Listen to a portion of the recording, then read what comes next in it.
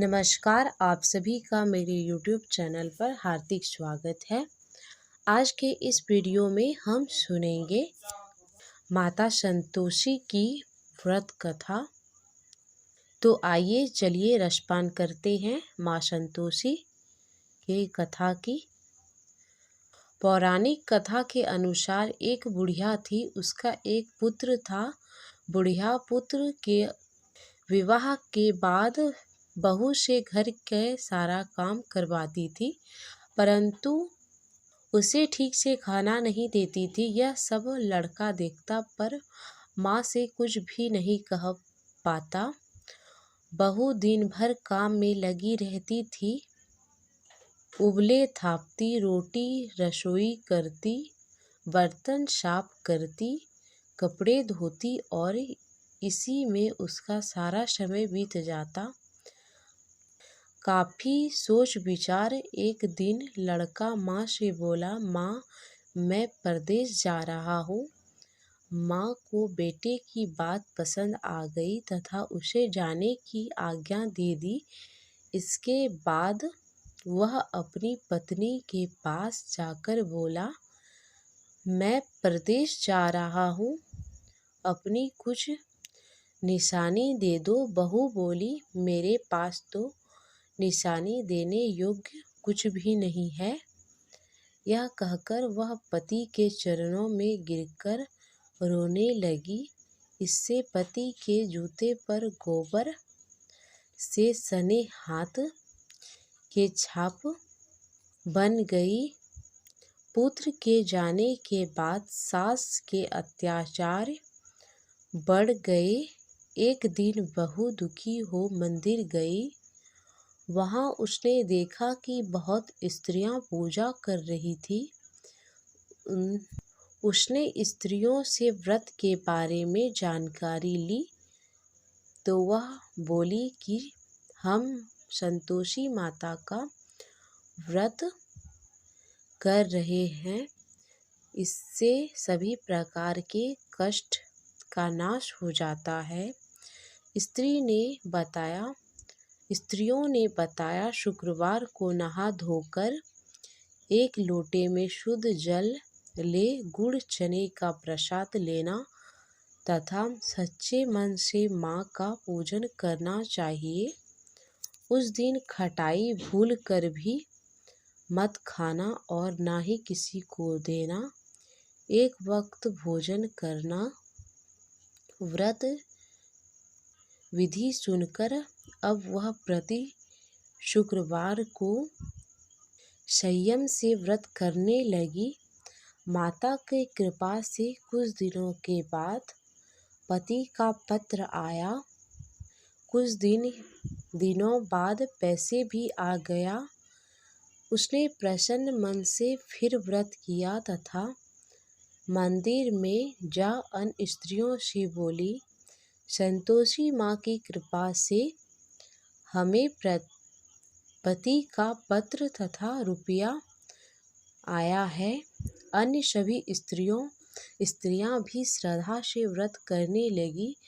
बहू ने कहा, हे माँ, जब मेरा पति घर आ जाएगा तो मैं तुम्हारी व्रत का उद्यापन करूँगी। अब एक रात संतोषी माँ ने उसके पति को स्वप्न दिया और कहा कि तुम अपने घर क्यों नहीं जाते? तो वह कहने लगा, सेठ का सारा सामान अभी बिका नहीं, रुपया भी अभी नहीं आया है। उसने सेठ को स्वप्न की सारी बात कही तथा घर जाने की इजाज़त मांगी, पर सेठ ने इनकार कर दिया। माँ की कृपा से कई व्यापारी आए, सोने चांदी तथा अन्य सामान खरीद ले गए। कर्जदार भी रुपया लौटा गए। अब तो साहूकार ने उसे घर जाने की इजाज़त दे दी। घर आकर पुत्र ने अपनी माँ व पत्नी को बहुत सारा रुपया दिए। पत्नी ने कहा कि मुझे संतोषी माता के व्रत का उद्यापन करना है। उसने सभी को न्योता दे दिया उद्यापन के लिए। उद्यापन की सारी तैयारी की। पड़ोस की एक स्त्री उसे सुखी देख ईर्ष्या करने लगी थी। उसने अपने बच्चों को सिखा दिया कि तुम भोजन के समय खटाई जरूर मांगना। उद्यापन के समय खाते खाते बच्चे खटाई के लिए जिद करने लगे तो बहू ने पैसा देकर उन्हें बहलाया। बच्चे दुकान से उन पैसों की इमली खटाई खरीदकर खाने लगे तो बहू पर माता ने अब कोप किया। राजा के दूत उसके पति को पकड़कर ले जाने लगे तो किसी ने बताया कि उद्यापन में बच्चों ने पैसे की इमली खटाई खाई है। तो बहू ने पुनः उद्यापन के व्रत के उद्यापन का संकल्प किया। संकल्प के बाद वह मंदिर से निकली तो राह में पति आया दिखाई दिया। पति बोला, इतना धन जो कमाया है उसका कर राजा ने मांगा था। अगले शुक्रवार को उसने फिर विधि पूर्वक व्रत का उद्यापन किया। इससे संतोषी माँ प्रसन्न हो गई। 9वें माह बाद चांद सा सुंदर पुत्र हुआ। अब सास, बहू तथा बेटा माँ की कृपा से आनंद से रहने लगे।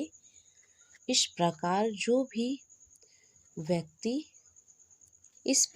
जो भी मनुष्य माता संतोषी की कथा कहता है, सुनता है या हुंकार भरता है, उसकी सारी मनोकामनाएं माँ संतोषी पूर्ण करती है। अगर आपको यह कथा अच्छी लगी हो तो मेरे चैनल को सब्सक्राइब करें और वीडियो को लाइक करना ना भूलें और कमेंट में माँ संतोषी की जय लिखें। धन्यवाद।